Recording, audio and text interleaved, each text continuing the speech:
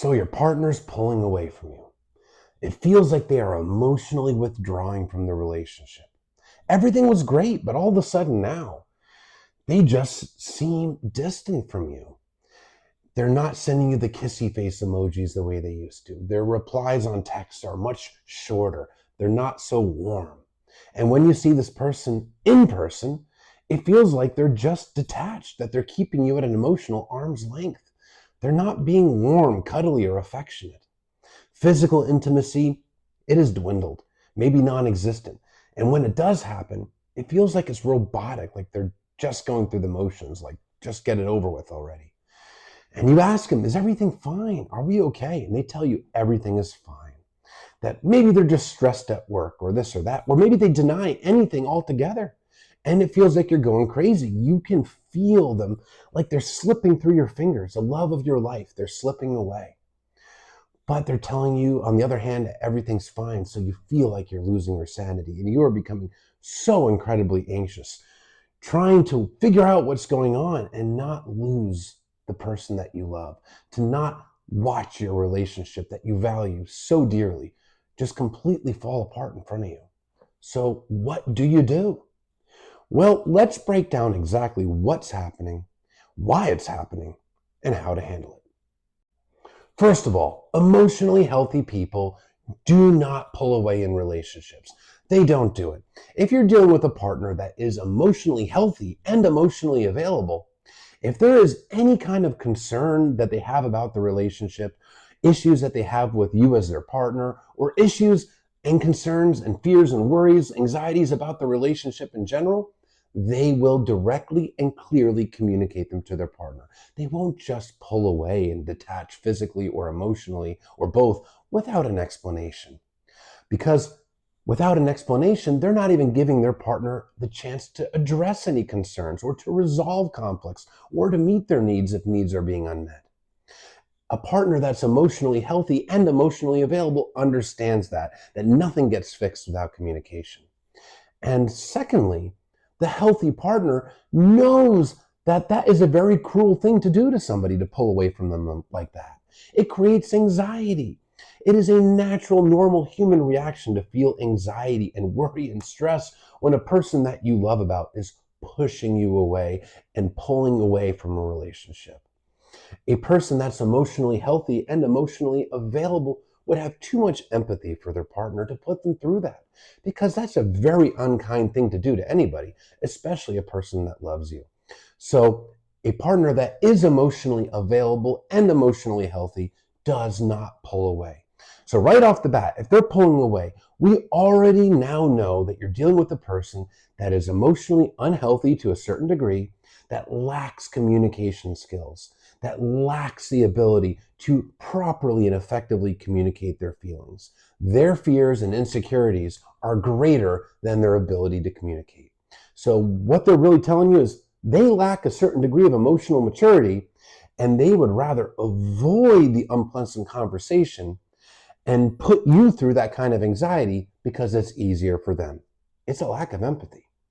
Now, chances are, if they're pulling away like that, you're dealing with somebody that has a degree of avoidant attachment. It could be dismissive avoidant, which is the pure avoidant, or a fearful avoidant that is disorganized attachment, meaning they have both an anxious attachment style as well as an avoidant attachment style.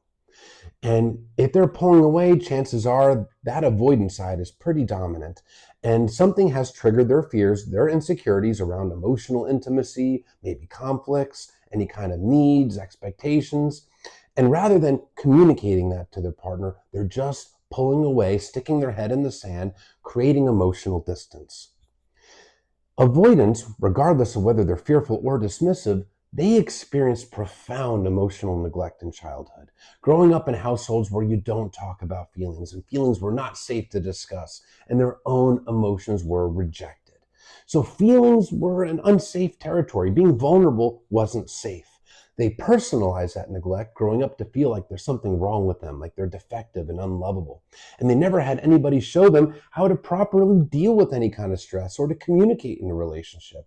So what they learn to do is to stuff their feelings, avoid it, and not deal with it. And emotional distance feels safe to them because, well, emotional closeness and vulnerability feels unsafe because it was unsafe in childhood. So their nervous system is programmed to feel unsafe getting too close. And guess what? Conflict resolution, communicating needs and feelings, well, that does bring closeness, because when you resolve conflicts, couples get closer together. So if your partner's pulling away from you like this and they're not giving you any explanation, what do?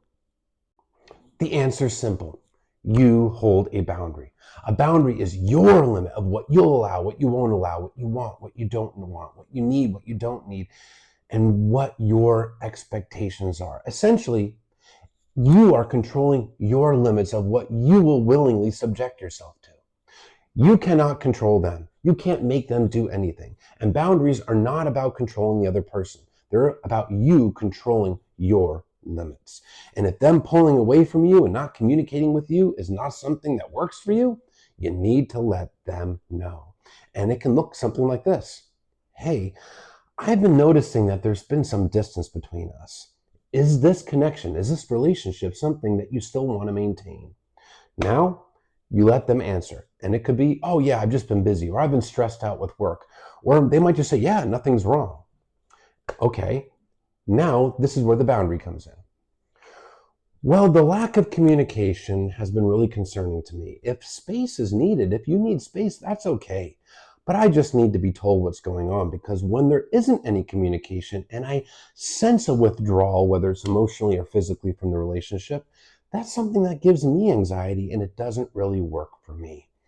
Communication is a very important part of a relationship, and it really is a need of mine.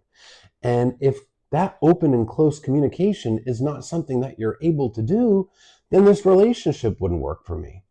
It's okay to need space, and it's okay to have needs, but communication is absolutely a must, and it's a boundary for me. There you go. You can phrase it the way that makes you most comfortable, but something along those lines. You're simply saying, hey, your needs are important, but one of my needs is communication, and being left in the dark doesn't work for me. Now, one of two things is going to happen when you hold that boundary.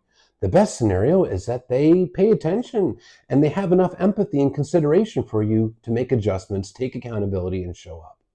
Now, the other way it might go is that they ignore the boundary, continue to pull away, or perhaps run away from the relationship altogether. And if they do that, they're telling you they were never going to show up for you. Or the worst scenario is really that they gaslight you and try to make you think that you're wrong for having the boundary, that you're wrong for having feelings. It's a way of escaping accountability, getting you to doubt yourself and doubt your boundary and doubt your feelings, so they don't actually have to be accountable for their behavior. But if it's anything less than showing empathy, care, consideration, and willingness to put in effort, well, they're giving you your answer that they're not an equal participant in the relationship. It can hurt, but you deserve equal effort. You deserve someone who is willing to show up for you. Relationships are not a one-way street, so hold that boundary and you will protect yourself. If the relationship comes to an end, it's unfortunate, but you'll be saving yourself the extra time and emotional energy that you would have been investing into a person that's not investing it into you. The secure person holds the boundary, communicates their needs, and is willing to show up for themselves even when it's hard. Being pulled away from is not fun, but you don't have to allow it. You don't have to mirror them or tiptoe around them and hope that they come back. No, show up for yourself in a kind, respectful way, communicate your boundary, and then they're going to reveal to you whether they are a partner that has empathy, that cares about meeting your needs or not.